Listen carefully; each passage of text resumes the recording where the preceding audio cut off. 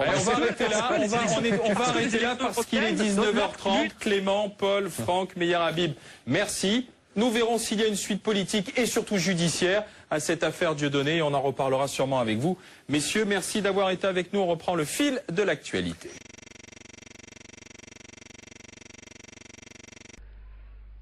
Bonjour. Il y a quelques jours, je suis passé dans l'émission de BFM TV, que vous avez peut-être vue, Marshall Truchot, qui passe à 19h, et qui donne la parole aux internautes. Le sujet est porté sur l'interdiction plausible des listes de Dieudonné. Il fallait se prononcer pour ou contre l'interdiction des listes antisionistes de Dieudonné. J'étais contre.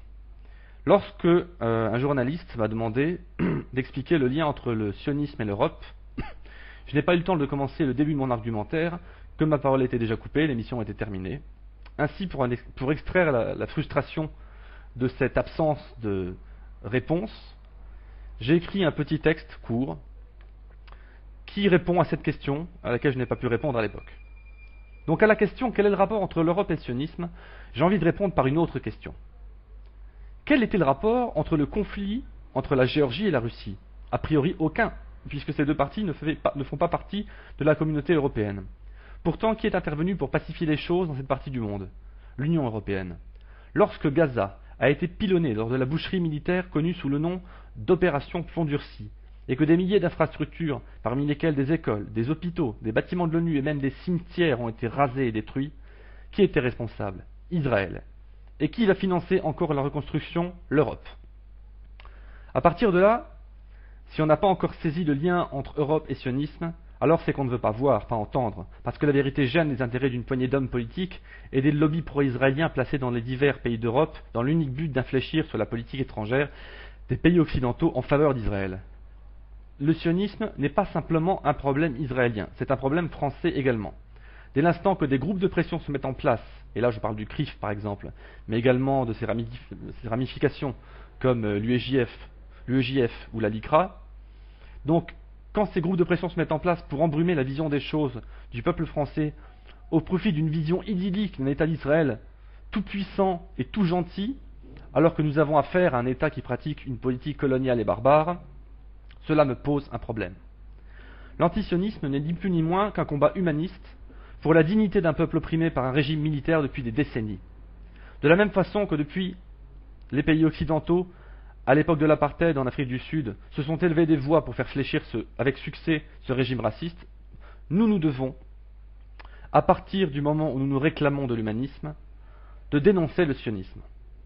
Contrairement à l'idée reçue, le sionisme n'est pas uniquement une idéologie d'émancipation d'un peuple. Le sionisme est la colonisation par des colons venus de la diaspora juive d'une terre où ils n'avaient aucune racine. La majorité des Juifs qui vivaient à l'époque en Palestine, avant la création d'Israël et l'occupation des terres palestiniennes, n'étaient pas sionistes. Aujourd'hui, les partisans d'Israël essaient de nous faire croire que l'antisionisme et l'antisémitisme sont liés. C'est faux. C'est faux et cela fait du tort non seulement aux Arabes que l'on case systématiquement dans la case antisémite ou terroriste potentiel, mais aussi pour les Juifs qu'on associe volontairement à cette idéologie sans leur demander leur avis. C'est sans gêne que le CRIF se permet de parler au nom des institutions juives de France, pour cautionner le saccage de la société palestinienne et les accointances entre le pouvoir et ses lobbies d'influence. Associer volontairement, et ce au nom de la lutte contre l'antisémitisme, une idéologie barbare et violente à toute une communauté est un acte profondément nocif et malfaisant. En tant que membre de l'Union juive française pour la paix, dont personne ne parle jamais alors que son existence alors qu'elle existe depuis 14 ans, il me semble, je ne supporte pas cette association faite entre le sionisme et les communautés juives qui sont diverses et dont les avis sont aussi divers que les souches. Aujourd'hui, tout opposant au sionisme risque de se faire taxer d'antisémite. Croyez-vous que si le sionisme avait été une idéologie papou, par exemple, croyez-vous qu'on aurait taxé de racistes anti-papous ceux qui la critiquent? Non, évidemment. De la même manière qu'Al Capone n'aurait pas pu invoquer le racisme anti-italien lors de son arrestation, les sionistes ne peuvent pas invoquer l'antisémitisme pour se défendre de la critique d'une idéologie militaire de colonisation. Aujourd'hui, Ceux qui au pouvoir sont censés représenter les droits de l'homme reçoivent en grande pompe le ministre des Affaires étrangères, Avigdor Lieberman, chef du parti d'extrême droite raciste Israël Beitenou, qui a déclaré un jour pouvoir régler le problème palestinien en noyant les Arabes dans la mer Morte. Voilà où nous en sommes. Qu'en est-il des droits de l'homme? Les Palestiniens sont-ils encore considérés comme des êtres humains par l'Occident? Ou alors, comme fidèlement à l'idéologie coloniale, comme des sauvages, que l'on doit civiliser à l'occidental? Quel que soit le représentant d'une liste antisioniste en Europe, qu'il s'appelle Dieudonné, Alain Soral, le Père Noël ou Barba Papa, cette voix a droit de citer. Oui, le sionisme est un problème européen, puisqu'il est un problème mondial. Oui, le sionisme est un problème, et si le sionisme est un problème, l'antisionisme en est sans doute la solution. Je voudrais juste ajouter une chose. Pour bien connaître la situation, il ne suffit pas de se documenter, bien que ce soit aussi très très important, mais il ne suffit pas de se documenter sur Internet, il s'agit beaucoup de se renseigner et de lire. Ainsi, il faut aussi lire la théorie de l'adversaire, de celui qu'on combat. Donc, dans la catégorie adversaire, il y a ce bouquin de Stefan Zagdansky qui prône à peu près l'association entre antisionisme et antisémitisme, qui fait le lien entre antisémitisme et antisionisme. Il faut le lire, c'est le petit bréviaire du sioniste, parfait.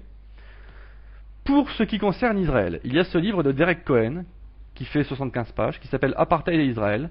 Je vous le conseille. C'est très facile à lire, j'ai lu en 40 minutes et pourtant je lis très lentement. Pour avoir le point de vue d'un Palestinien, je vous conseille de lire Survivre à Gaza de Mohamed Al-Rantissi, aux éditions Koutoubia. C'est le témoignage d'un médecin palestinien qui a vécu à Gaza depuis l'occupation par l'armée d'Israël. C'est un très bon témoignage. On s'aperçoit que ces gens-là sont extrêmement humbles, extrêmement humains, et au total opposé de ce qu'on essaie de nous faire croire dans les médias. Pour connaître, pour lire un débat intéressant entre un sioniste et un antisioniste, je vous conseille La Discorde, Israël, Palestine, les Juifs, la France, aux éditions des Mille et une Nuits, coécrit par Ronnie Broban, un antisioniste, et Alain Finkielkraut, un sioniste avéré. C'est une correspondance, une suite de lettres mises en œuvre dans un bouquin. C'est très intéressant à lire aussi.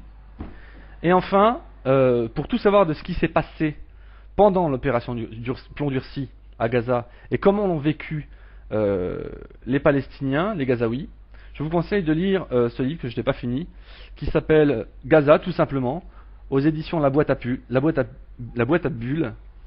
C'est un livre où se mêlent des témoignages, mais aussi en dessin, des petits reportages sur l'économie palestinienne, sur l'oppression palestinienne, sur l'influence de l'image israélienne dans le monde.